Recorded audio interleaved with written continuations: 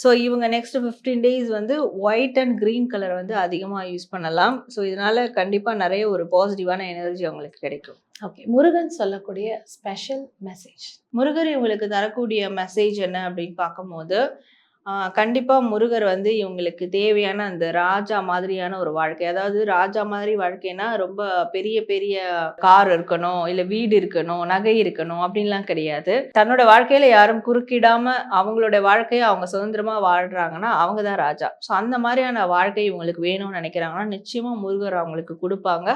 So அதற்கு மேல அந்தஸ்தும் வேணும் அப்படின்னா, அதுவும் வந்து அவங்களுக்கு கிடைக்கும். அதனால முருகர முழுமையா நம்பி அவர்கிட்ட சரணடையணும். இத செஞ்சாங்கன்னா நிச்சயமா வாழ்க்கையில எல்லா விஷயங்களும் கரெக்ட்டா நடக்கும்.